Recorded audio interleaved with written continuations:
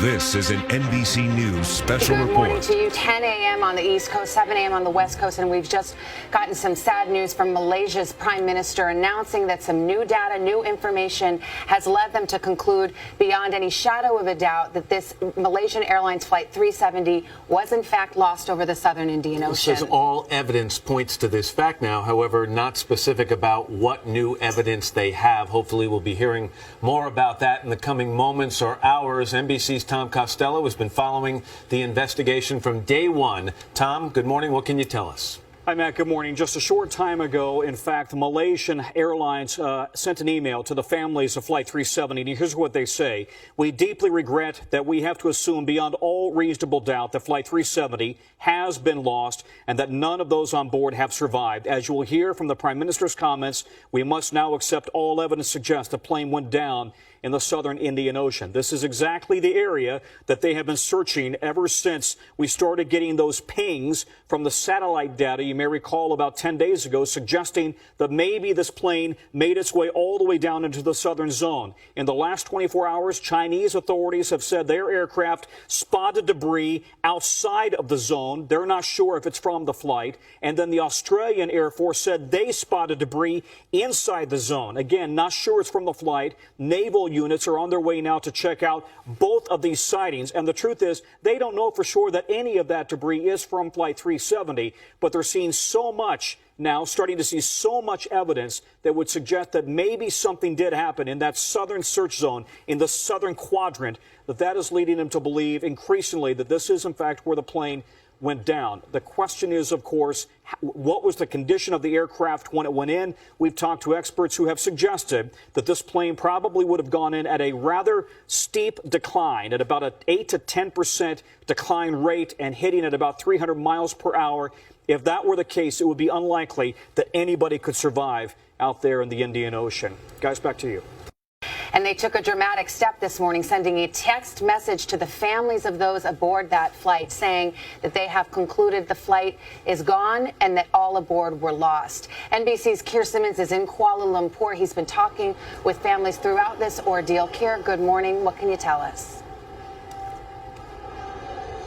Hey, Savannah, well, it's difficult to put into words what we just watched here. Behind me, you can see some journalists, but also a gathering of some families who have loved ones on board Flight 370, and they just sat quietly here watching the Prime Minister make his statement. A really noble show of grace by them, to be honest. They were stern-faced, just watching, transfixed by what the Prime Minister had to say. And of course, remember, what they are watching is the Prime Minister making an announcement that relates to their son, their 29-year-old son, who was on Flight 370 heading to Beijing, a son who has a daughter and a wife.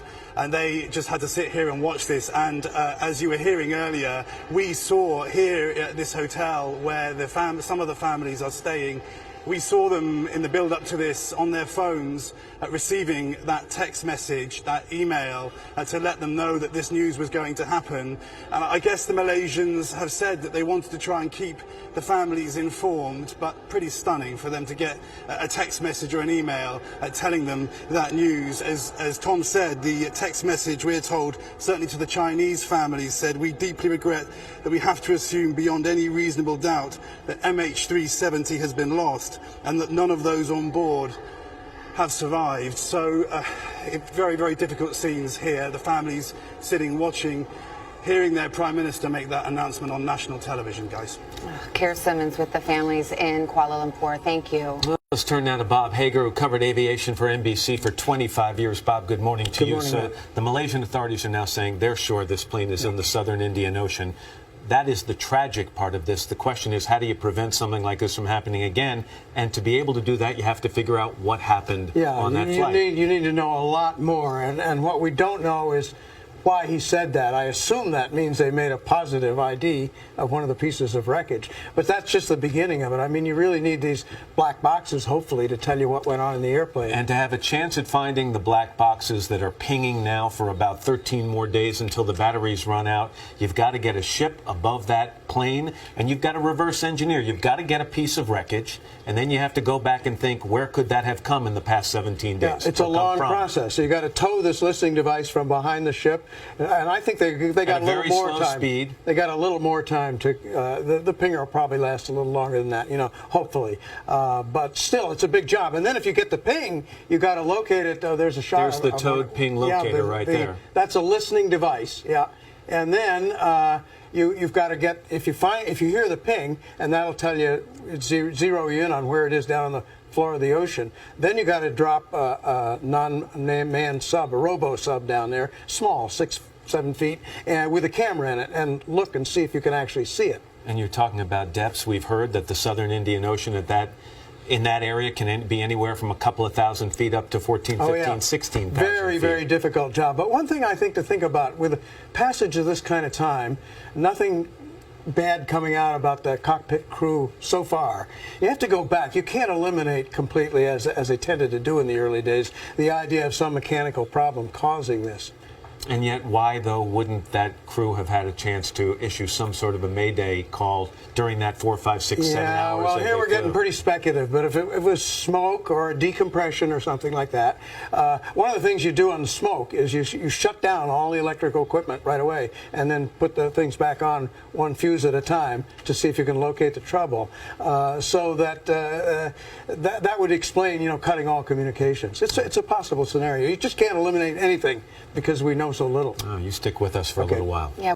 We want to turn to NBC's Bill Neely. He's in Perth, Australia. Of course, we all know that is where this search, about 1,500 miles off the coast of Perth, is where this search is taking place. And Bill, you were on a U.S. plane this morning as it flew over the search area. Good morning to you. Good morning. Yes, I've just stepped off that U.S. Navy Poseidon plane. It was a very dramatic day indeed.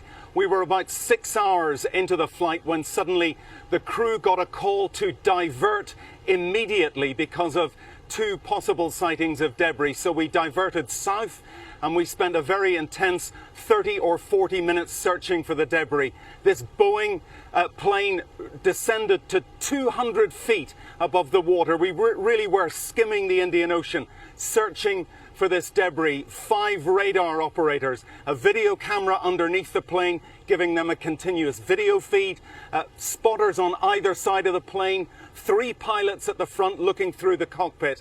They tried and tried, but the visibility was appalling. There was so much sea fog that even at 200 feet, for most of the time, you couldn't actually see the ocean.